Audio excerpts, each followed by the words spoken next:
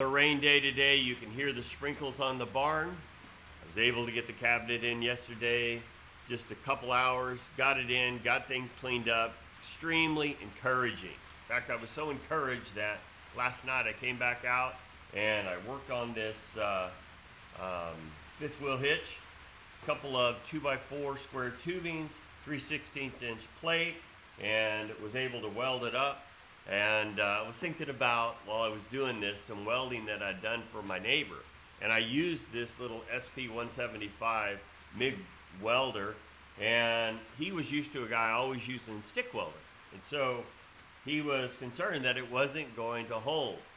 Well, if you turn that thing all the way up, you can really burn through some steel. In fact, I think it's rated for 1/4 inch. It's a little tiny machine, but it's rated for 1/4 inch. There's settings. If you open up the cover and you know the type of material that you're working on, and it will tell you what the settings should be. And so you roughly get it there and then you dial it in. It will do the job. But you've got to follow the chart. You've got to have your settings right. As I was musing about the devotional today, my mind drifted to this idea of meekness.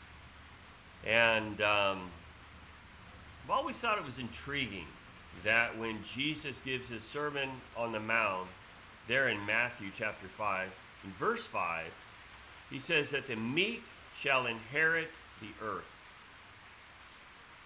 And I've heard all kinds of sermons and read all kinds of articles about meekness, and really trying to wrap my mind around what this looks like.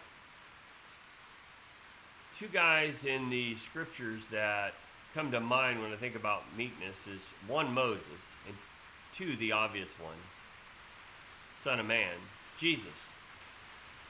Moses, early on, he showed no meekness. When he was going to handle things on his own, he went in and he slew the Egyptian. Used his own strength, his own might, and he was all on his own. And that's how he operated. It's kind of as if he had the dials turned all the way to 10. Just crank it up. He burnt through that situation, ran out of town, hid. A generation later, God brought him back in and used him.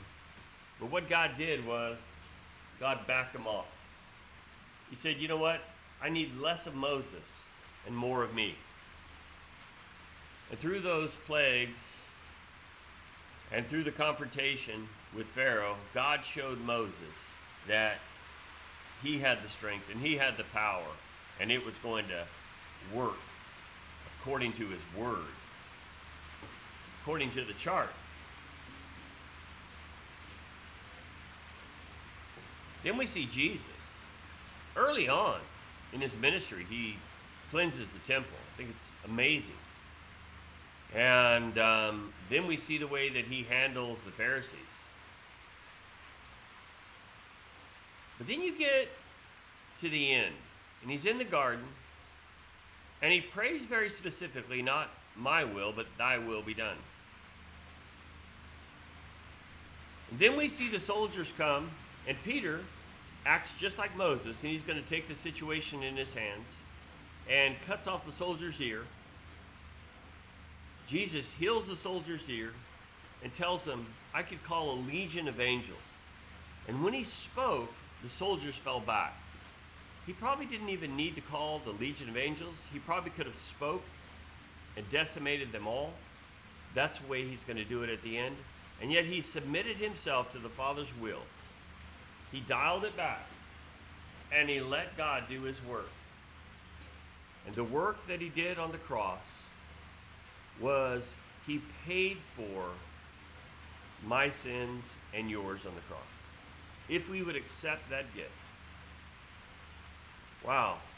When I really begin to think about meekness, it humbles me. And it's said that humility happens within the heart, and meekness is expressed outward. Well, maybe some contemplation about what he's done for us will humble us in our hearts, that we might express meekness outward, that we might dial it back a little bit. And in the days ahead, we're going to need tremendous wisdom to navigate. May God show us what the situation is and what the settings are to be, so we'll know how to respond properly. If people are going to respond to the gospel, it's going to be the meekness that's going to draw them. If we're going to navigate successfully, it's going to be the meekness. We see an evil force trying to take over the world, and the Lord says, the meek shall inherit the earth. May God bless you. I know I didn't follow the devotional, but I hope that this was helpful for you today, where my heart was. God bless you.